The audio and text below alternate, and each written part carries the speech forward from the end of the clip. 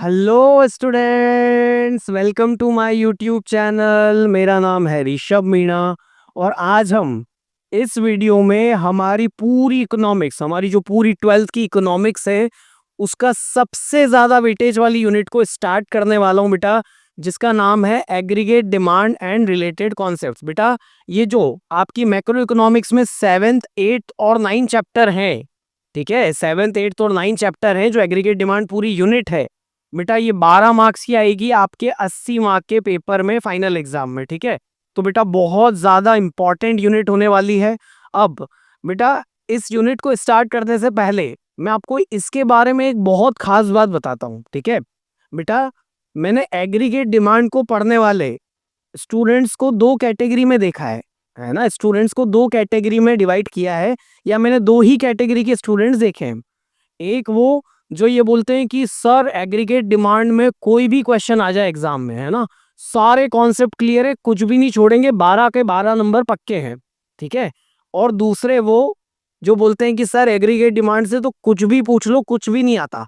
ठीक है बेटा, या तो ये बच्चों को पूरा समझ में आता है या बिल्कुल भी नहीं आता। ये बीच वाला हिसाब किताब एग्रीगेट डिमांड यूनिट में बिल्कुल नहीं है कि थोड़ा आता है, थोड़ा थोड़ा नहीं आता, ऐसा कुछ नहीं है बेटा।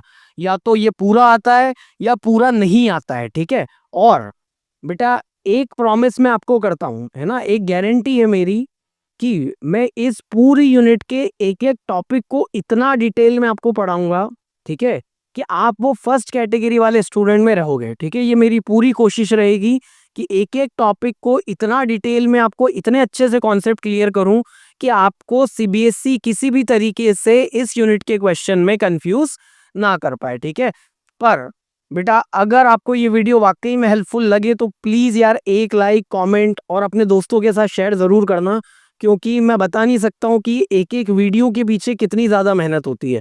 ठीक है, अभी भी इस वीडियो के लिए मैं सुबह से लगा हुआ हूँ। ठीक है, कि मैं किस तरीके से आपको कौन सा कॉन्सेप्ट किस तरीके से एग्जाम्पल के साथ समझाऊं कि आपके लिए समझना बहुत आसान हो जाए। एकदम एफर्टलेसली आप सारी चीजें जितनी भी डिफिकल्ट है, जितनी भी कॉम्प्लेक्स है, बट मैं आपको एफर्टलेस समझा पाऊँ। ठीक है, तो अगर प्लीज हेल्पफुल लगे तो एक लाइक कर देना, कमेंट कर देना और अपने दोस्तों के साथ शेयर करना। ठीक है, तो बिना देर किए वीडियो को स्टार्ट करते हैं, चलो। एग्रीगेट डिमांड सबसे पहले समझते हैं बेटा कि एग्रीगेट डिमांड का मतलब क्या। ठीक है, तो एग्रीगेट डिमांड की डेफिनेशन मैंने यहाँ पर लिख दी है। पहले इस डेफिनेशन को पढ़ते हैं, फिर इस डेफिनेशन में जो जो कीवर्ड्स हैं मैं उनको डिटेल में समझाऊंगा। ठीक है बेटा, एक चीज याद रखना कि ये वाला जो चैप्टर है इससे सीबीएसई बहुत ज्यादा ऑब्जेक्टिव पूछती है और बहुत ट्रिकी लैंग्वेज में ऑब्जेक्टिव पूछती है। ठीक है, तो एक एक चीज बहुत अच्छे से समझना, आराम से, भागते दौड़ते वीडियो मत देखना बेटा, आराम से शांति से इस वीडियो को 2 बार देखना। ठीक है, स्टार्ट करता हूं। एग्रीगेट डिमांड, बेटा एग्रीगेट डिमांड की डेफिनेशन है, aggregate demand refers to total value of all the final goods and services which all the sectors are planning to buy in a given period of time।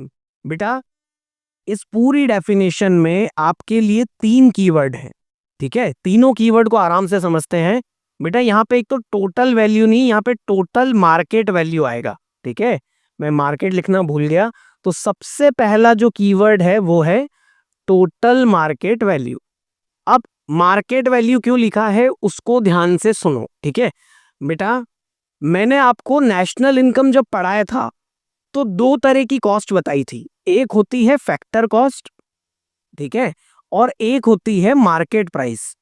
ठीक है, तो market price से factor cost में अगर जाना होता है तो हम लोग क्या करते हैं, नेट नेट इनडायरेक्ट टैक्स को क्या कर देते हैं, प्लस कर देते हैं। ठीक है, अब बहुत ध्यान से सुनना बेटा, अगर एक प्रोडक्ट की हम लोग फैक्टर कॉस्ट की बात करेंगे तो उसके लिए हम लोग क्या यूज करेंगे, उसके लिए क्या वर्ड यूज करेंगे कि ये क्या है, मनी वैल्यू है। ठीक है, अगर हम एक प्रोडक्ट की फैक्टर कॉस्ट की बात करेंगे तो उसके लिए क्या वर्ड यूज करेंगे कि ये उस प्रोडक्ट की क्या है, मनी वैल्यू है।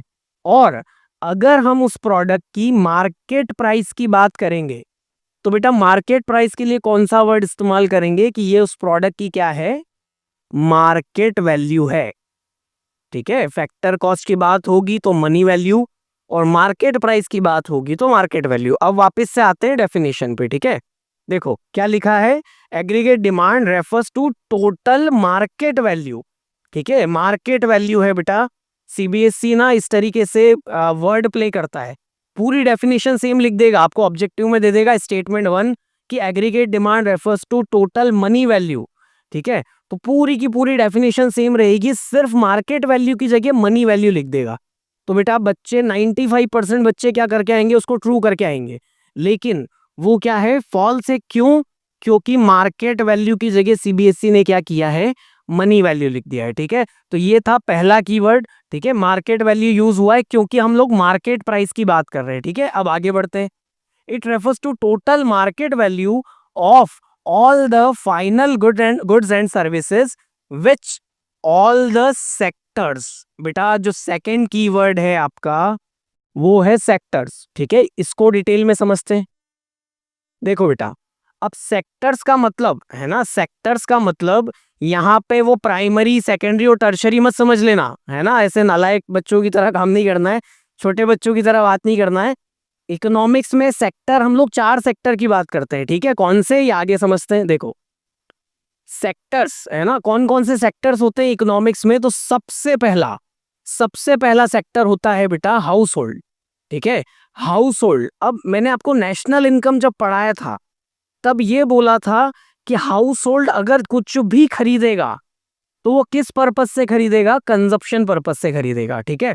तो बेटा जो सबसे पहला सेक्टर है हाउस होल्ड, वो क्या करता है, कंजप्शन करता है। क्या करता है बेटा, कंजप्शन करता है। मतलब हाउस होल्ड मतलब कौन, आप, मैं, आसपास के जितने घर हैं, ये सारे क्या हैं, हाउस होल्ड में। अब हाउस होल्ड इकोनॉमिक्स में हम लोग एक एजम्पशन मान के चलते हैं कि हाउस होल्ड सिर्फ और सिर्फ क्या करता है, कंजप्शन करता है, ठीक है। तो सबसे पहला सेक्टर है हमारा हाउस होल्ड, वो क्या करता है बेटा, कंजप्शन करता है। और इस कंजप्शन को, हाउस होल्ड के कंजप्शन को हम काई से रिप्रेजेंट करते हैं, सी से रिप्रेजेंट करते हैं। समझ में आया? आगे समझते हैं। सेकंड जो सेक्टर है हमारा वो है प्रोड्यूसर सेक्टर। बेटा अगेन, जब नेशनल इनकम मैंने आपको पढ़ाया था, ठीक है, जब नेशनल इनकम पढ़ाया था तब आपको ये समझाया था कि जो प्रोड्यूसर है, प्रोड्यूसर का मतलब जो कुछ भी प्रोड्यूस कर रहे हैं इकोनॉमी में, रॉ मटेरियल से फिनिश्ड गुड में कन्वर्ट कर रहे हैं, ट्रांसफॉर्म कर रहे हैं, ठीक है। तो बेटा अगर प्रोड्यूसर प्रोड्यूसर क्या करते हैं, इकोनॉमी में इन्वेस्टमेंट करते हैं। क्या करते हैं बेटा, इन्वेस्टमेंट करते हैं। कैसे इन्वेस्टमेंट करते हैं, तो बेटा कैपिटल गुड्स, कैपिटल गुड्स क्या होते हैं, मशीन वगैरह खरीदते हैं प्रोड्यूसर, ठीक है। तो प्रोड्यूसर क्या करेंगे, इकोनॉमी में इन्वेस्टमेंट करेंगे, ठीक है। तो इस इन्वेस्टमेंट को हम लोग काई से रिप्रेजेंट करते हैं, आई से रिप्रेजेंट करते हैं, काई से, आई से, ठीक है। चलो अब थर्ड जो सेक्टर है हमारा वो है गवर्नमेंट सेक्टर। बेटा गवर्नमेंट गवर्नमेंट भी दोनों चीजें करती है, गवर्नमेंट कंजप्शन भी करता है और गवर्नमेंट इन्वेस्टमेंट भी करता है, ठीक है। गवर्नमेंट कंजप्शन कैसे करता है, तो बेटा एक्सपेंडिचर मेथड याद है नेशनल इनकम में, उसमें हम लोगों ने जीएफसी पढ़ा था, पीएफसी जीएफसी। तो जीएफसी का मतलब क्या था, गवर्नमेंट फाइनल कंजप्शन एक्सपेंडिचर। तो बेटा गवर्नमेंट कैसे कंजप्शन कर रही है, बेटा वो जितनी भी सैलरी बांट रही है ना, और भी तरीके के जो रेवेन्यू एक्सपेंडिचर है, ये सारे क्या है, गवर्नमेंट के कंजप्शन एक्सपेंडिचर है, ठीक है। तो गवर्नमेंट कंजप्शन भी करती है और इन्वेस्टमेंट भी करती है। इन्वेस्टमेंट कैसे करती है, बेटा ओवर ब्रिज बनना, रेलवे ट्रैक्स बनना, रोड्स बनना, फ्लाईओवर्स बनना, डैम्स बनना, तो ये सारी चीजें बनाने में जो गवर्नमेंट का खर्चा हो रहा है वो गवर्नमेंट का क्या है, इन्वेस्टमेंट है, ठीक है। तो गवर्नमेंट कंजप्शन और इन्वेस्टमेंट, गवर्नमेंट के कंजप्शन और इन्वेस्टमेंट को मिला लें तो हम लोग उसको काई से रिप्रेजेंट करते हैं बेटा, जी से रिप्रेजेंट करते हैं, ठीक है। तो अभी तक हमने क्या पढ़ा कि सेक्टर्स कितने टाइप के होते हैं, 4 टाइप के। पहला कौन सा, हाउस होल्ड। हाउस होल्ड क्या करता है, कंजप्शन करता है, और हाउस होल्ड के कंजप्शन को हम काई से रिप्रेजेंट करते हैं, सी से रिप्रेजेंट करते हैं। सेकंड, एक बात याद रखना, हाउस होल्ड कभी भी इन्वेस्टमेंट नहीं करेगा।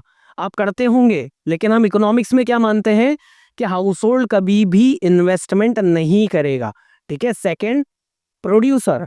प्रोड्यूसर क्या करते हैं बेटा, मशीन वगैरह खरीदते हैं। तो प्रोड्यूसर इकोनॉमी में क्या करते हैं, इन्वेस्टमेंट करते हैं, और उसको हम लोग कैसे रिप्रेजेंट करेंगे, आई से रिप्रेजेंट करेंगे, ठीक है। थर्ड कौन सा sector, government sector. Government sector क्या करता है, कंजप्शन और इन्वेस्टमेंट दोनों करता है, और इन दोनों को कंबाइनली हम किससे रिप्रेजेंट करते हैं, जी से रिप्रेजेंट करते हैं, ठीक है। अब फोर्थ सेक्टर, बेटा फोर्थ सेक्टर कौन सा है, फॉरेन सेक्टर। फॉरेन सेक्टर का मतलब एक्सपोर्ट और इंपोर्ट, सिंपल सी बात, ठीक है। आपने कितने गुड्स एक्सपोर्ट किए, कितने इंपोर्ट किए, तो फॉरेन सेक्टर मतलब बाकी दुनिया से जितना भी रिलेशन आप मेंटेन कर रहे हो in form of export and import. तो एक्सपोर्ट माइनस इंपोर्ट, एक्स क्या है, एक्सपोर्ट है, एम क्या है, इंपोर्ट है, तो इसका फॉर्मूला क्या, एक्स माइनस एम। तो अब बात करें, ठीक है, अब वापस से अभी चलेंगे डेफिनेशन पे। तो डेफिनेशन क्या बोल रही है कि एग्रीगेट डिमांड क्या होती है, total market value of all the final goods and services which all the sectors, है ना, ये सेक्टर्स जितने भी सेक्टर्स हैं कि ये खरीदने को देख रहे हैं। तो बेटा सेक्टर्स की बात करें, अब एग्रीगेट डिमांड का फॉर्मूला क्या बन जाएगा, एग्रीगेट डिमांड क्या आएगी, सी प्लस आई प्लस जी प्लस एक्स माइनस एम। बेटा इस चीज को दिमाग में रखना।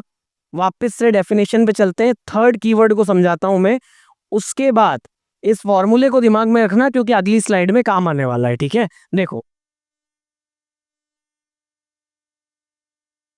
बेटा मैंने दो कीवर्ड आपको समझा दिए, ठीक है, इस डेफिनेशन में अभी तक दो कीवर्ड समझा दिए।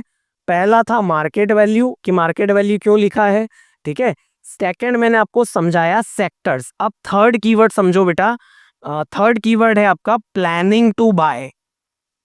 अब इसका मतलब क्या है बेटा, प्लानिंग टू बाय मतलब एग्रीगेट डिमांड क्या है, उन सारे फाइनल गुड्स एंड सर्विसेज की मार्केट वैल्यू को अगर हम सम करेंगे, जो सारे के सारे सेक्टर्स मिलके खरीदने का प्लान कर रहे हैं, सोच रहे हैं, अभी खरीदा नहीं है, ठीक है। जैसे बेटा हम लोग ऐसे फैमिली में प्लानिंग करते हैं ना कि अगले मतलब इस दिवाली पे हम कार खरीद लेंगे, ठीक है, या फिर नेक्स्ट ईयर हम लोग एक नया घर बना लेंगे। तो ये क्या हो रहा है, फ्यूचर की बात हो रही है, फ्यूचर की बात हो रही है, मतलब ये एस्टिमेटेड है, एक्चुअल नहीं है, ठीक है। आप ये सोचो कि अगर आप ये सोच रहे हो कि हम लोग क्या करेंगे, सॉरी, कि मैं 12th में 95% बना लूंगा, तो ये क्या है, फ्यूचर की बात हो रही है, ये एस्टिमेटेड बात हो रही है।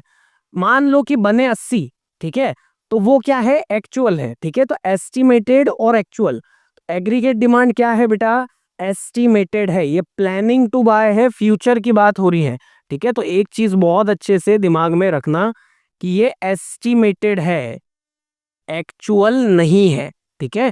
तो बेटा ये तीन कीवर्ड्स मैंने आपको बहुत डिटेल में समझाया, ठीक है। अब एग्रीगेट डिमांड की डेफिनेशन को एक और बार पढ़ लो।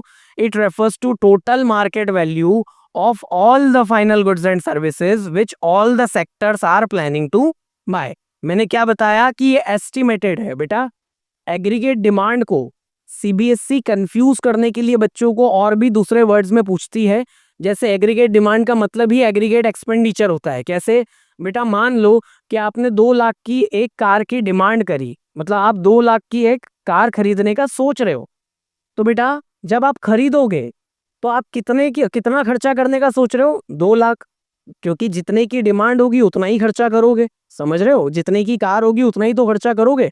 तो एग्रीगेट डिमांड को ही क्या बोल दिया जाता है, एग्रीगेट एक्सपेंडिचर बोल दिया जाता है। और क्या बोला जाता है बेटा, इसको प्लान डिमांड भी बोल दिया जाता है, और इसी को प्लान्ड एक्सपेंडिचर भी बोल दिया जाता है, ठीक है।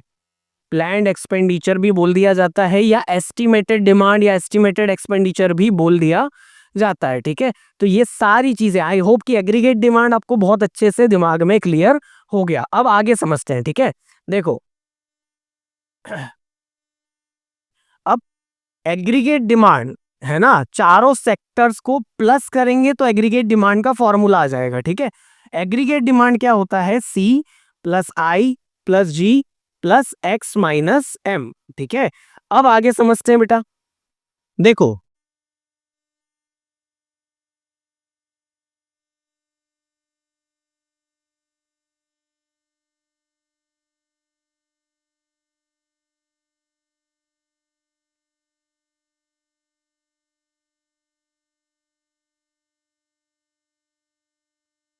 एग्रीगेट डिमांड क्या होता है, सी प्लस आई प्लस जी प्लस एक्स माइनस एम। पर अब बहुत ध्यान से सुनना बेटा कि हम लोग एग्रीगेट डिमांड को फॉर द सिंप्लिसिटी पर्पस, ताकि हमें सिंपल तरीके से एग्रीगेट डिमांड समझ में आ जाए, इसलिए हम क्या करते हैं, एग्रीगेट डिमांड को सिर्फ और सिर्फ टू सेक्टर में पढ़ते हैं। हम लोग गवर्नमेंट सेक्टर और फॉरेन सेक्टर को हटा देते हैं, इनको हम नहीं पढ़ते हैं। हम लोग सिर्फ और सिर्फ टू सेक्टर मॉडल में एग्रीगेट डिमांड पढ़ते हैं। एग्रीगेट डिमांड का अब फॉर्मूला क्या हो जाएगा हमारे लिए, सी प्लस आई, हाउस होल्ड का कंजप्शन और प्रोड्यूसर का इन्वेस्टमेंट। ठीक है, तो एग्रीगेट डिमांड का अब हमारे लिए फॉर्मूला क्या बन गया, aggregate demand is equal to C plus I. ठीक है बेटा, एक चीज याद रखना, एग्रीगेट डिमांड का फॉर्मूला क्या होता है। अगर आपसे कोई ये पूछे कि एग्रीगेट डिमांड रेफर्स टू, तो आप क्या बोलोगे, सी प्लस आई प्लस जी प्लस एक्स माइनस एम। लेकिन हम लोग सिंप्लिसिटी के लिए एग्रीगेट डिमांड को सिर्फ और सिर्फ टू सेक्टर में पढ़ते हैं, जिस वजह से क्या फॉर्मूला बन जाता है, कौन से फॉर्मूले को स्टडी करते हैं, तो aggregate demand is equal to C plus I. ठीक है, अब आगे चलते हैं। देखो, अब मैंने आपको ये बताया कि एग्रीगेट डिमांड का फॉर्मूला क्या बन गया आपके लिए, कंजप्शन प्लस इन्वेस्टमेंट। ठीक है, अब बेटा इन दोनों टर्म्स को भी बहुत डिटेल में समझो, क्योंकि यहां से ऑब्जेक्टिव आते हैं। मैं अभी आपको पीवाईक्यू करवाऊंगा, ठीक है, चिंता नहीं करना। देखो, अब कंजप्शन और इन्वेस्टमेंट बेटा ये भी दो तरह के होते हैं। कंजप्शन होता है दो तरह का, एक होता है ऑटोनॉमस और दूसरा होता है इंड्यूस्ड। ठीक है, इन्वेस्टमेंट भी दो तरह का होता है, एक होता है बेटा ऑटोनॉमस और दूसरा होता है इंड्यूस्ड। अब बेटा, अब जो लाइन बोलने जा रहा हूं बहुत अच्छे से दिमाग में फिट कर लेना। ठीक है बेटा, ऑटोनॉमस इस वर्ड का है ना, अगर पूरी इकोनॉमिक्स में ऑटोनॉमस वर्ड अगर कहीं देखने को मिल जाए, ठीक है, पूरी इकोनॉमिक्स में अगर ऑटोनॉमस वर्ड देखने को मिल जाए आपको, तो बेटा उसका मतलब ये होता है which does not depend on the level of income. Autonomous word का मतलब क्या, विच does not depend on the level of income, कि वो इनकम लेवल पे डिपेंड नहीं करेगा। अब ध्यान से सुनो, ऑटोनॉमस कंजप्शन का मतलब क्या हो जाएगा, तो ऑटोनॉमस का मतलब मैंने आपको बताया, तो ऑटोनॉमस कंजप्शन का मतलब क्या हो जाएगा, that consumption which does not depend on the level of income. ठीक है, ऑटोनॉमस वर्ड का मतलब जो इनकम लेवल पे डिपेंड नहीं करेगा। तो ऑटोनॉमस कंजप्शन का मतलब क्या हो जाएगा, कि ऐसा कंजप्शन जो इनकम लेवल पे डिपेंड नहीं करेगा। तो अब आप पूछोगे सर ऐसा कौन सा कंजप्शन होता है, तो बेटा ये ऑटोनॉमस कंजप्शन, कौन से कंजप्शन की बात कर रहे हैं हम लोग यहाँ पे, जो सर्वाइवल के लिए जरूरी है, जो क्या है, सर्वाइवल के लिए जरूरी है। जैसे है ना, बहुत अच्छे से समझो, जैसे मान लो बेटा कि एक देश में युद्ध जैसी सिचुएशन है, वॉर लाइक सिचुएशन है। ठीक है, तो उस देश में प्रधानमंत्री ने क्या किया कि अपने जितने भी नागरिक हैं, चाहे अमीर हैं चाहे गरीब हैं, उन सबको कहां पर शिफ्ट कर दिया, अंडरग्राउंड बंकर्स में शिफ्ट कर दिया। ठीक है, जैसे उसने क्या किया, सारे लोगों को अंडरग्राउंड बंकर्स में शिफ्ट कर दिया। अब इस बंकर में अमीर लोग भी रह रहे हैं और वो लोग भी रह रहे हैं जो बिल्कुल गरीब हैं। ठीक है, जो अमीर हैं और जो गरीब है दोनों रह रहे हैं उस अंडरग्राउंड बंकर। अब बेटा इनको महीनों बिताने इस बंकर में, क्योंकि युद्ध कब खत्म होगा ये बिल्कुल पता नहीं है। ठीक है, तो अब इनके पास खाने का सामान है नहीं, जो सरकार देगी उसी में इनको काम चलाना पड़ेगा, चाहे वो अमीर हो चाहे वो गरीब हो। तो अब सरकार क्या कर रही है कि सभी को दो दो रोटी दे रही है, ताकि ये जो नागरिक हैं ये जिंदा रह सकें। ठीक है, तो बेटा जो जिंदा रहने के लिए जो रिक्वायरमेंट है वो दो रोटी, ठीक है, वो अमीर को भी उतनी ही चाहिए और गरीब को भी उतनी ही चाहिए। तो बेटा इसका मतलब ये जो कंजप्शन है ये कौन सा कंजप्शन है, ऑटोनॉमस कंजप्शन है, जो लेवल ऑफ इनकम पे डिपेंड नहीं कर रहा है। ये सिर्फ वो कंजप्शन है जो सर्वाइवल के लिए नेसेसरी है। आई होप कि आपको ये वाला पॉइंट आपको समझ में आया होगा। अब सेकंड चीज, ऑटोनॉमस कंजप्शन को थोड़ा सा और डिटेल में पढ़ो, क्योंकि ये सीबीएसई का ना फेवरेट टॉपिक है, मतलब यहां से ऑब्जेक्टिव पूछती है सीबीएसई, इसलिए मैं कोई भी कमी नहीं रख रहा हूं ऑटोनॉमस कंजप्शन को समझाने में। ठीक है, एक मिनट में पानी पी लेता हूं यार, है ना।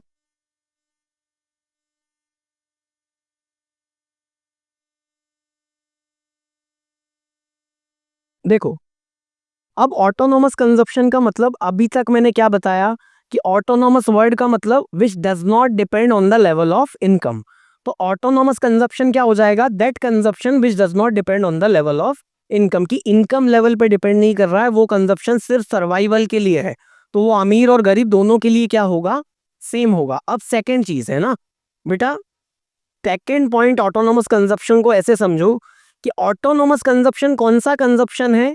दो consumption at zero level of income. देखो इस पॉइंट को बहुत अच्छे से समझो, सुनना मेरी बात है ना, बहुत अच्छे से सुनना बेटा। क्या कभी किसी पर्सन का कंजप्शन जीरो हो सकता है? क्या ऐसा हो सकता है? तो बिल्कुल नहीं हो सकता है। क्यों? क्योंकि एक पर्सन को अगर जिंदा रहना है तो उसको क्या करना पड़ेगा? कुछ तो कंज्यूम करना पड़ेगा। ठीक है, तो एक इंसान का कंजप्शन कभी भी जीरो नहीं हो सकता है। ठीक है, अब सेकेंड क्वेश्चन पूछता हूं। ठीक है, क्या एक इंसान की इनकम जीरो हो सकती है? हो सकती है क्या? बिल्कुल हो सकती है। अगर विश्वास ना हो तो आप अपने आप का एग्जाम्पल देख लेना। आप अभी कुछ कमाते हो? नहीं कमाते हैं सर, तो बिल्कुल आपकी इनकम क्या है? जीरो है। पर क्या आपका कंजप्शन जीरो है? नहीं है। ठीक है, तो ऑटोनोमस कंजप्शन का मतलब दूसरी चीज और भी क्या बोल दिया जाता है? Consumption at zero level of income. ऐसा कंजप्शन जो इनकम लेवल जीरो होने पर भी होगा, उस कंजप्शन को क्या बोल दिया जाता है? Autonomous consumption. अब ऑटोनोमस कंजप्शन को बेटा किससे रिप्रेजेंट करते हैं? तो बेटा ऑटोनोमस कंजप्शन को सी बार से रिप्रेजेंट करते हैं। काई से रिप्रेजेंट करते हैं? सी, और ऊपर एक डंडी खींच देना तो उसको क्या बोलते हैं? सी बार। तो आई होप कि आपको ऑटोनोमस कंजप्शन बहुत अच्छे से समझ में आया। ठीक है, अब बात करते हैं इंड्यूस कंजप्शन की। बेटा ऑटोनोमस वर्ड का मतलब मैंने आपको क्या बताया? विच does not depend on the level of income. तो इंड्यूस वर्ड का मतलब क्या हो जाएगा? Which depends on the level of income. मतलब ये ऐसा कंजप्शन होगा, मतलब इंड्यूस कंजप्शन ऐसा कंजप्शन होगा जो इनकम लेवल पे डिपेंड करेगा। अब कैसे? बेटा मैंने अभी आपको बताया कि एक इंसान को जीने के लिए मान लो कि दो रोटी खानी है। ठीक है, अब वो दो रोटी सूखी दाल के साथ खाएगा या फिर बढ़िया पनीर की सब्जी के साथ खाएगा, ये किस पे डिपेंड करेगा? कि उसकी जेब में पैसा कितना है। ठीक है, समझ में आ रहा है? बेटा एक इंसान को दो रोटी खाने की जरूरत है फॉर द सर्वाइवल। ठीक है, तो वो दो रोटी क्या हो गया? ऑटोनोमस। लेकिन वो दो रोटी दाल के साथ खाएगा या पनीर के साथ खाएगा, ये किस पे डिपेंड करेगा? कि उसकी जेब में कितना पैसा है। तो बेटा ऐसे कंजप्शन को जो इनकम लेवल पे डिपेंड करेगा उसको हम लोग क्या बोलते हैं? इंड्यूस कंजप्शन बोलते हैं। ठीक है, तो इंड्यूस वर्ड आने का मतलब ही क्या है? Which actually depends on the level of income. ठीक है, तो बेटा ऑटोनोमस कंजप्शन और इंड्यूस कंजप्शन दोनों चीजों को मैंने समझाया। अब बात करते हैं फॉर्मूले के सेकेंड पार्ट की, ऑटोनोमस सॉरी इन्वेस्टमेंट की। इन्वेस्टमेंट भी दो तरह का होता है, एक होता है ऑटोनोमस इन्वेस्टमेंट और एक होता है इंड्यूस्ड इन्वेस्टमेंट। बेटा बहुत ध्यान से सुनना, इसको भी एकदम क्रिस्टल क्लियर कर दूंगा आपके दिमाग में। ठीक है, देखो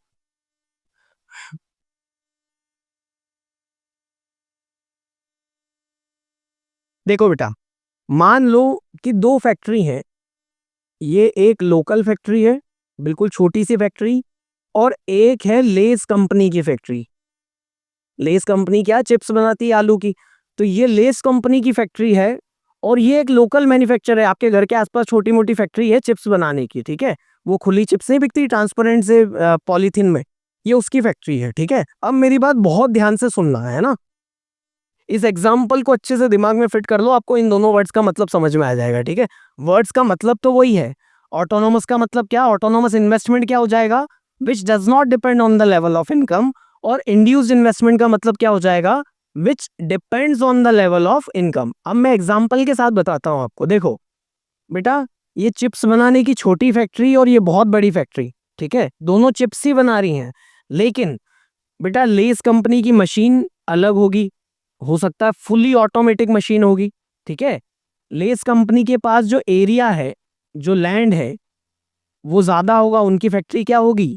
बड़ी होगी। क्यों? क्योंकि उनके पास पैसा ज्यादा है। ठीक है, तो बेटा ये जो मशीन या जो ये जमीन एरिया की जो इन्वेस्टमेंट है, ये कैसी इन्वेस्टमेंट है? क्या ये इनकम लेवल पे डिपेंड कर रही है? बिल्कुल कर रही है। क्यों? क्योंकि जिसके पास ज़्यादा पैसा होगा वो अच्छी मशीनें लेके आएगा, जिसके पास कम पैसा होगा लोकल मैन्युफैक्चरर तो हो सकता है वो सेमी ऑटोमेटिक या छोटी मशीन लेके आएगा। तो ऐसा इन्वेस्टमेंट जो इनकम लेवल पे डिपेंड करेगा उसको हम लोग क्या बोलते हैं? Induced investment. तो ये मशीन, ज़मीन, ये सारे कौन से इन्वेस्टमेंट हैं? इंड्यूस्ड इन्वेस्टमेंट है। अब जो बात बोलने जा रहा हूँ बेटा, पूरे यूट्यूब पे कोई नहीं बताएगा, ये मेरी गारंटी है आपको, ठीक है? बहुत ध्यान से सुनना, ठीक है? देखो, अब मैं अगर इन दोनों फैक्ट्री वालों के लिए ऑटोनॉमस इन्वेस्टमेंट की अगर बात करूंगा तो ऑटोनॉमस इन्वेस्टमेंट क्या होता है, बहुत ध्यान से सुनो। सबसे पहले तो सोचो कि क्या होगा।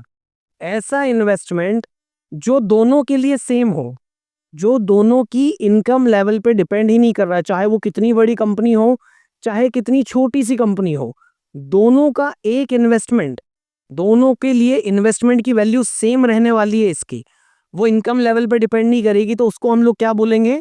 ऑटोनॉमस बोलेंगे। ऐसा कौन सा इन्वेस्टमेंट है? तो बेटा ध्यान से सुनो। ये दोनों कंपनी क्या बना रही हैं? आलू की चिप्स बना रही हैं। तो चिप्स क्या है? फूड प्रोडक्ट है। तो बेटा फूड प्रोडक्ट के लिए एक लाइसेंस लेना पड़ता है। आपने चिप्स वगैरह या जितने भी खाने के सामान है उनके ऊपर एफएसएसआई के एक लाइसेंस का नंबर और उसका मार्क देखा होगा, ठीक है?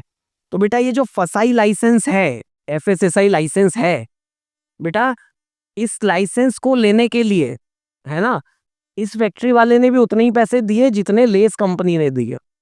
तो ये जो बेटा, ये जो इन्वेस्टमेंट है, ये बिजनेस के लिए जो इन्होंने इन्वेस्ट किया कि लाइसेंस लेना पड़ेगा, तो बेटा ये जो इन्वेस्टमेंट है ये इन दोनों कंपनीज के लिए क्या है?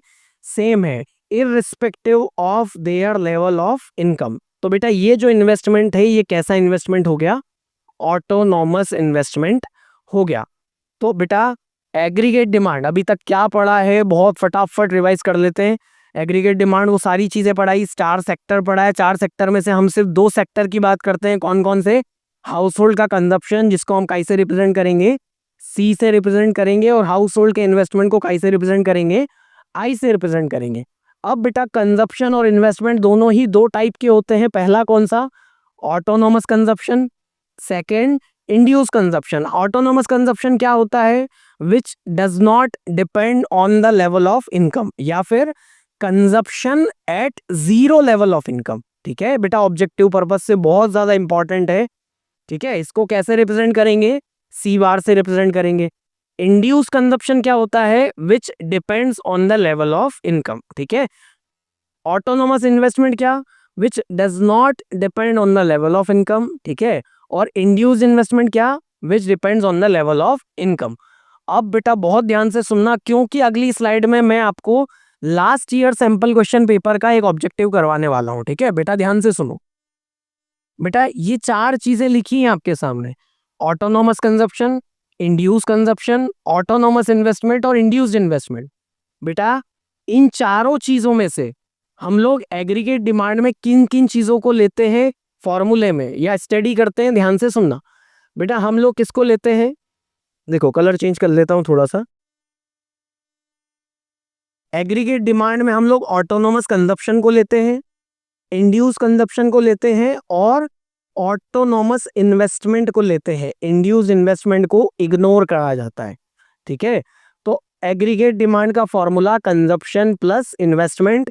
कंजप्शन दोनों तरह का इंक्लूड होता है, कौन कौन सा? ऑटोनॉमस और इंड्यूस्ड। और इन्वेस्टमेंट सिर्फ और सिर्फ कौन सा लेते हैं हम लोग? ऑटोनॉमस लेते हैं। इंड्यूस्ड कंजप्शन को फॉर द सिंप्लिसिटी हम लोग क्या करते हैं? एक्सक्लूड कर देते हैं। ठीक है, अब करते हैं बेटा sample question paper, last year का क्वेश्चन। ठीक है, चलो देखो ये क्वेश्चन आया था आपके सैंपल पेपर में। In a two sector economy aggregate demand can be determined by adding. ठीक है, एग्रीगेट डिमांड को टू सेक्टर इकोनॉमी में कैसे पढ़ेंगे, कैसे डिटरमाइन करेंगे? तो फॉर्मूला क्या है? मैंने क्या बताया कि कंजप्शन दोनों तरह के लेते हैं, ऑटोनॉमस और इंड्यूस्ड। और इन्वेस्टमेंट कौन सा लेते हैं? सिर्फ और सिर्फ ऑटोनॉमस। ठीक है, तो देखो आप इसमें कौन सा आंसर सही होगा। ठीक है, autonomous consumption, induce consumption and autonomous investment, the option D will be the correct answer. ठीक है, चलो अब बेटा एग्रीगेट डिमांड के ग्राफ को स्टडी करते हैं, क्योंकि ग्राफ से बहुत ज्यादा क्वेश्चन पूछे जाते हैं। तो पहले मैं आपको ग्राफ समझा देता हूँ और उसके बाद लास्ट स्लाइड में, है ना, इस वीडियो के एंड में मैं आपको कुछ इंपॉर्टेंट पॉइंट्स बताऊंगा जो आज के टॉपिक से ऑब्जेक्टिव्स में पूछे गए हैं या पूछे जा सकते हैं। ठीक है, तो ग्राफ पहले देखते हैं बेटा। चलो देखो, अब एग्रीगेट डिमांड के अगर मैं ग्राफ की बात करूं, ठीक है, तो एग्रीगेट डिमांड का फॉर्मूला क्या होता है बेटा? Aggregate demand is equal to C plus I. ठीक है, तो ये जो आई है, ये क्या है, कौन सा है? ये ऑटोनॉमस है, मतलब ये इनकम लेवल पे डिपेंड नहीं कर रहा है। तो सबसे पहले हम लोग इन्वेस्टमेंट का ग्राफ बना देते हैं। देखो, एक्स एक्सिस पे मैंने इनकम लिखा है और ये इनकम है बेटा, नेशनल इनकम है। इसको हम लोग वाई से रिप्रेजेंट करेंगे, ये बात ध्यान रखना। ठीक है, और वाई एक्सिस पे मैंने aggregate demand is equal to C plus I. ठीक है, इन दोनों के बीच में हम लोग ग्राफ को प्लॉट करेंगे। देखो बेटा ध्यान से, अब सबसे पहले इन्वेस्टमेंट का ग्राफ बना देते हैं। तो इन्वेस्टमेंट का ग्राफ क्या है? इन्वेस्टमेंट तो हम लोग कौन सा लेते हैं? ऑटोनॉमस इन्वेस्टमेंट लेते हैं। इसका मतलब क्या? जो सारी इनकम लेवल पे सेम रहेगा, वो इनकम लेवल पे डिपेंड नहीं कर रहा है। ठीक है, तो वो सारी इनकम 100 पे भी उतना ही होगा, 200 पे भी उतना ही होगा, 300 पे भी उतना होगा, 400 पे भी उतना होगा। तो सारी इनकम लेवल पे जब सेम रहेगा तो वो ग्राफ कैसा बनेगा? पैरेलल टू एक्स एक्सिस बनेगा। ठीक है, तो बना देते हैं फटाफट। देखो, ये ये किसका ग्राफ बन जाएगा हमारे सामने? इन्वेस्टमेंट का ग्राफ बन जाएगा। ठीक है, अब आगे बात करते हैं। ये हमारा इन्वेस्टमेंट हो गया। ये कांस्टेंट क्यों बना है? ये पैरेलल टू एक्स एक्सिस क्यों बना है? क्योंकि हम लोग इन्वेस्टमेंट कौन सा लेते हैं? ऑटोनॉमस इन्वेस्टमेंट लेते हैं, जिसकी वैल्यू कभी भी चेंज नहीं होती, चाहे कोई भी इनकम हो। ठीक है, आगे बात करते हैं। देखो, कलर चेंज करते हैं बेटा। अब बनाते हैं हम लोग कंजप्शन का ग्राफ। ठीक है, कंजप्शन का ग्राफ। अब बेटा मैं एक चीज पूछूंगा आपसे, बहुत ज्यादा अच्छे से समझना। ठीक है बेटा, क्या कंजप्शन का ग्राफ ओरिजिन से स्टार्ट होगा? सोचो, क्या कंजप्शन का ग्राफ ओरिजिन से स्टार्ट होगा? तो बेटा बिल्कुल नहीं होगा। क्यों नहीं होगा? क्योंकि ओरिजिन पे कंजप्शन की वैल्यू क्या हो जाएगी? जीरो हो जाएगी। और क्या कंजप्शन की वैल्यू कभी भी जीरो हो सकती है? नहीं हो सकती है। ठीक है, कंजप्शन की वैल्यू कभी भी जीरो नहीं हो सकती है। तो कंजप्शन का ग्राफ ओरिजिन से स्टार्ट नहीं होगा। ठीक है, एक बात तो क्लियर है। तो ओरिजिन से स्टार्ट नहीं होगा तो कहीं ना कहीं ऊपर से स्टार्ट होगा। तो लेट सपोज कि कंजप्शन का ग्राफ कहीं यहां से स्टार्ट होगा। क्यों होगा? अच्छा, ये पॉइंट कैसा है? जहां पे इनकम की वैल्यू क्या है? जीरो। और जीरो लेवल ऑफ इनकम पे जो भी कंजप्शन होता है उसको हम लोग क्या बोलते हैं बेटा? ऑटोनॉमस कंजप्शन बोलते हैं। याद करो, सुनो, देखो ध्यान से समझो इस पॉइंट को। बेटा ये ओरिजिन है। अब इस इनकम की वैल्यू इस ओरिजिन पे कितनी है? जीरो है। और इस पॉइंट पे अगर मैं कंजप्शन देखूं तो वो यहां तक है, यहां पे है। तो बेटा ये जो कंजप्शन वाला पार्ट है ना, जहां पे इनकम लेवल जीरो होने पे भी कंजप्शन कुछ ना कुछ है, तो ऐसा कंजप्शन कौन सा होता है? ऑटोनोमस कंजप्शन होता है। जिसको कैसे रिप्रेजेंट करते हैं हम लोग? कैसे रिप्रेजेंट करते हैं बेटा? सी बार के साथ रिप्रेजेंट करते हैं। तो ये एरिया कौन सा हो जाएगा? जीरो लेवल ऑफ इनकम पे जो कंजप्शन है, जो स्टार्टिंग पॉइंट है, वो कौन सा क्या रिप्रेजेंट करेगा? सी बार को रिप्रेजेंट करेगा। ठीक है, अब मेरी बात और ध्यान से सुनो। ठीक है, हमने ये बात देख लिया, क्या चीजें समझी? ऑटोनोमस इन्वेस्टमेंट का ग्राफ समझा। ठीक है, और कंजप्शन के ग्राफ को बनाने से पहले मैंने आपके साथ एक चीज डिस्कस करी। कौन सी? कि क्या कंजप्शन का ग्राफ जीरो से स्टार्ट होगा? नहीं होगा। क्यों? क्योंकि कंजप्शन कभी भी जीरो नहीं हो सकता है। लेकिन जब इनकम जीरो होगी तब भी कुछ ना कुछ पॉजिटिव कंजप्शन होगा। ठीक है, तो इनकम जीरो पे भी कुछ पॉजिटिव कंजप्शन होगा। और उतने एरिया को मैंने किससे रिप्रेजेंट कर दिया? ऑटोनॉमस कंजप्शन से रिप्रेजेंट कर दिया। अब सेकंड चीज बहुत ध्यान से सुनना। ठीक है बेटा, इनकम बढ़ने के साथ क्या कंजप्शन भी बढ़ता जाएगा? बहुत ध्यान से सुनो जो मैंने अभी जस्ट पूछा। क्या इनकम बढ़ने के साथ कंजप्शन की वैल्यू भी बढ़ती जाएगी? तो बिल्कुल बढ़ती जाएगी। कैसे बढ़ती जाएगी बेटा? मान लो कि किसी की इनकम बिल्कुल कम है, तो उनके घर में वो हाथ वाले पंखे होते थे, है ना, लाइट जाने पे हम लोग हाथ वाले पंखे यूज करते हैं। ठीक है, सेकंड, अगर मान लो कि उसकी इनकम बढ़ गई, तो अब वो क्या करेगा, सीलिंग फैन पे आ जाएगा, सीलिंग फैन लगवा लेगा। उसकी इनकम और बढ़ी तो कूलर लग जाएंगे, उसकी इनकम और बढ़ी तो एसी लग जाएंगे, उसकी इनकम और बढ़ी तो सेंट्रल एसी लग जाएगा। ठीक है, तो बेटा बहुत ध्यान से सुनना कि इनकम जैसे जैसे बढ़ती है तो कंजप्शन भी उसके साथ क्या हो जाएगा, बढ़ता जाएगा। इनकम के साथ कंजप्शन बढ़ता जाएगा। तो बेटा इनकम का, इसका कंजप्शन का ग्राफ कैसे बनेगा बेटा, कंजप्शन बढ़ता जाएगा, इसका मतलब कंजप्शन का ग्राफ कैसा बनेगा, अपवर्ड स्लोपिंग ग्राफ बनेगा। ठीक है, देखो कैसा ग्राफ बनेगा, तो स्टार्टिंग पॉइंट यहां से स्टार्ट करेंगे ऑटोनोमस कंजप्शन से, और इसका ग्राफ कुछ इस तरीके से बन जाएगा। ठीक है, इसका ग्राफ इस तरीके से बन जाएगा और हम लोग इस ग्राफ को क्या नाम दे देंगे, सी। क्यों, क्योंकि ये कंजप्शन कर्व है। ठीक है, आई होप कि ये समझ में आया होगा बेटा। कंजप्शन इनकम के साथ, जैसे जैसे इनकम बढ़ती जा रही है तो कंजप्शन भी बढ़ता जाएगा। ठीक है, स्टार्टिंग पॉइंट यहाँ पर है, क्यों है, क्योंकि जीरो लेवल ऑफ इनकम पे भी कंजप्शन कुछ ना कुछ होगा, जिसको हम लोग क्या बोलते हैं, ऑटोनॉमस कंजप्शन बोलते हैं।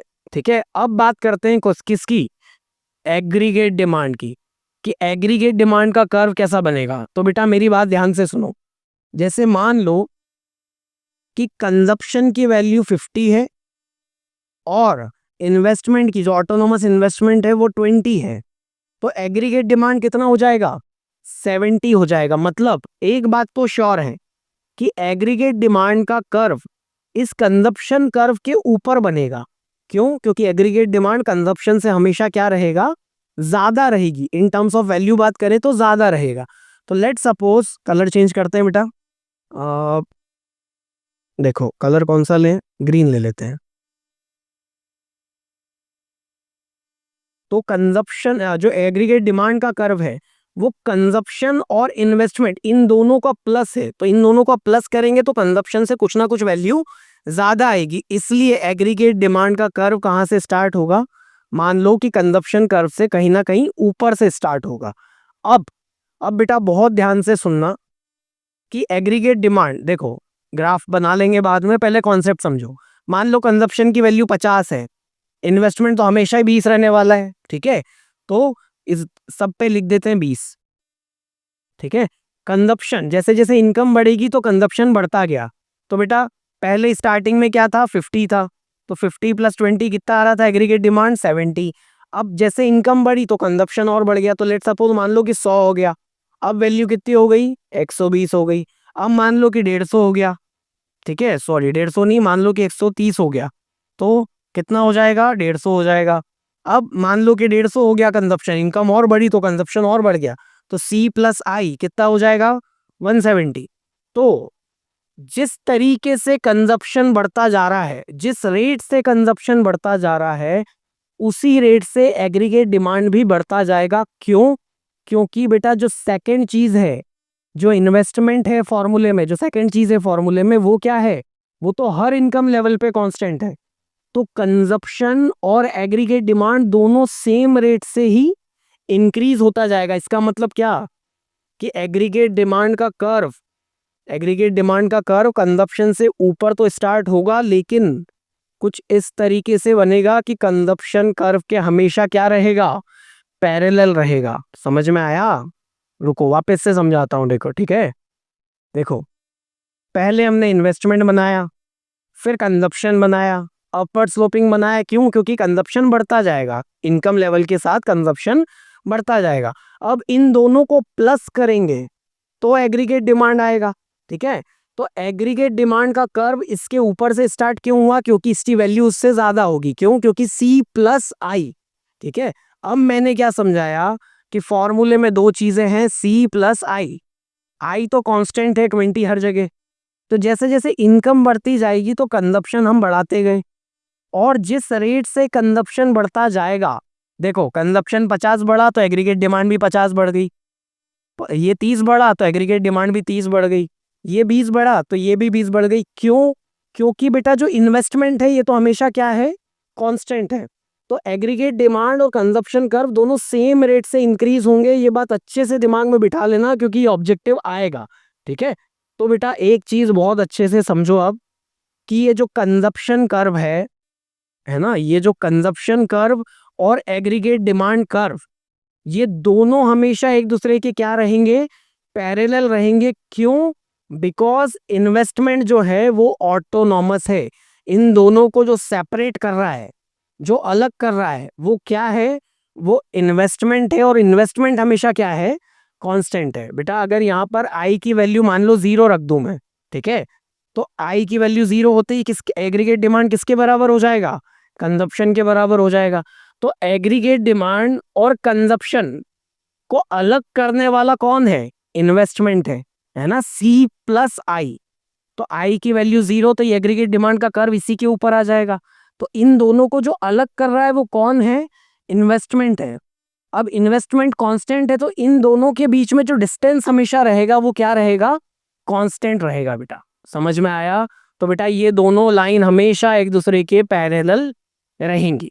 ये था आपके लिए एग्रीगेट डिमांड, इसका ग्राफ। अब अगली स्लाइड में आपको इंपॉर्टेंट पॉइंट्स बता देता हूं जो आपके ऑब्जेक्टिव में इंपॉर्टेंट हैं। देखो ध्यान से, important point for objective. Consumption curve makes a positive intercept on Y axis. इसका मतलब क्या है कि कंजप्शन कर्व जो है वो वाई एक्सिस पे पॉजिटिव इंटरसेप्ट करता है। कैसे? देखो बेटा, ये रहा कंजप्शन कर्व और ये रही वाई एक्सिस। तो वाई एक्सिस को ये पॉजिटिव साइड है, ये नेगेटिव साइड है। तो ये कंजप्शन कर्व वाई एक्सिस को कहां पर इंटरसेप्ट कर रहा है, पॉजिटिव साइड इंटरसेप्ट कर रहा है। ये काट रहा है ना, तो पॉजिटिव साइड इंटरसेप्ट कर रहा है। ठीक है, तो ये पॉइंट क्या है, ट्रू है ना। ऐसे क्वेश्चन पूछ लिए जाते हैं, तो ये आंसर क्या है इसका, true. Second, consumption curve and AD curve are always parallel to each other because investment is autonomous. ये अभी मैंने आपको समझाया। ठीक है। Third point, consumption curve always start from the point above the origin. क्या बोल रहा है स्टेटमेंट कि कंजप्शन कर्व हमेशा ओरिजिन के ऊपर से स्टार्ट होगा, ओरिजिन से स्टार्ट नहीं होगा। क्यों? क्योंकि consumption because consumption can never be equal to 0। Consumption कभी भी 0 नहीं हो सकता है। ठीक है, तो आई होप कि आपको एग्रीगेट डिमांड का ये वाला वीडियो बहुत पसंद आया होगा। ठीक है, कितने ही पार्ट्स लग जाए, 6-7 पार्ट, पर मैं एक एक टॉपिक को डिटेल में विद पीवाईक्यू समझाऊंगा। ठीक है, तो अगर आपको वीडियो हेल्पफुल लगी तो please like share subscribe my channel. And अगर कोई भी डाउट हो तो बिल्कुल हेजिटेट मत करना बेटा, कमेंट बॉक्स में कमेंट करो, मैं जरूर रिप्लाई करूंगा। ठीक है, थैंक यू सो मच।